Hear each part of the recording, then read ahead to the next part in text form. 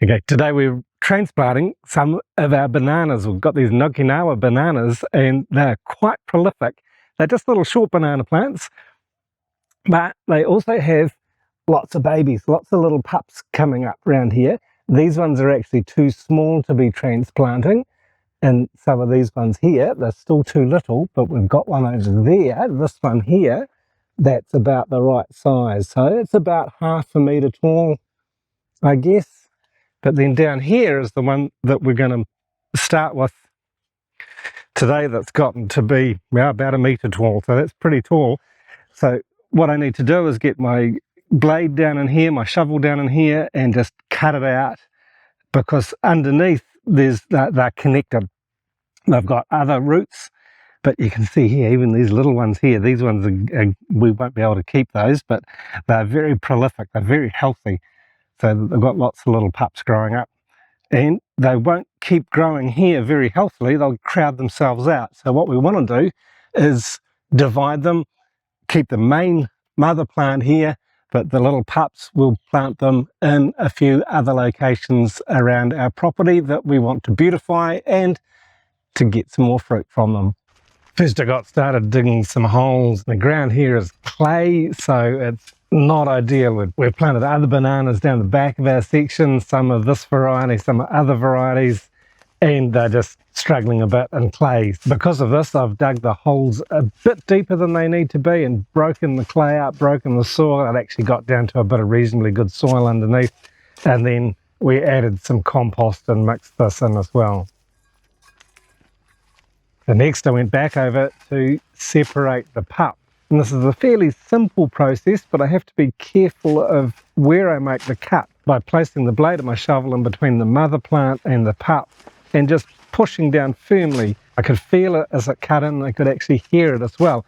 And when it cut through, I could feel it got a bit easier, a bit looser on. And then dug a semicircle around, leaving a bit of space because I don't want to cut too close, because then that's going to be damaging the roots that will be growing out into that soil there. And gently lifting out the plant once it was loose enough. The ground is quite moist, which made it relatively easy to separate this and lift it out, leaving the root structure nicely intact.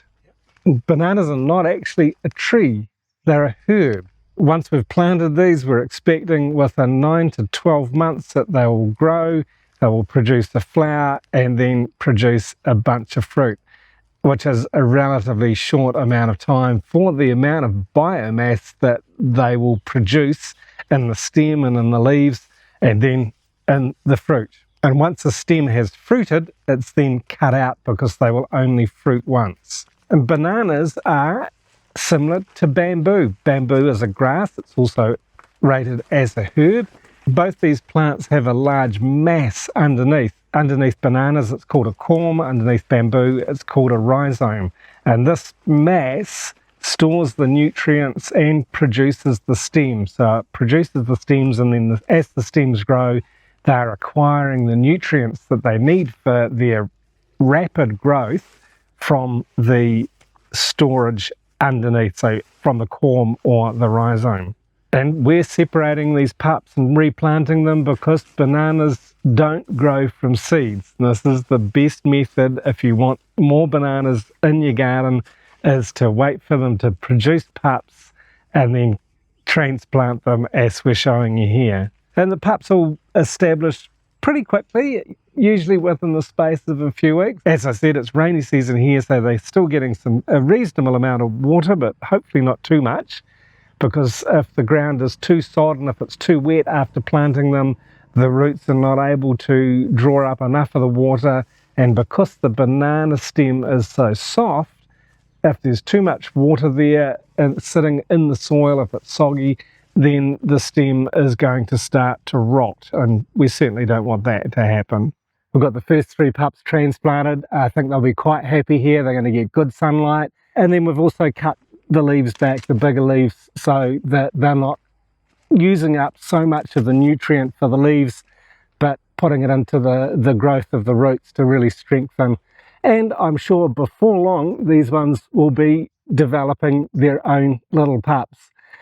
And we're going to keep them well fed. And if you'd like to learn more about some of the nutrients, some of the organic plant food that we make here at Suansok Homestay, you can check out this video next. Thanks very much for watching.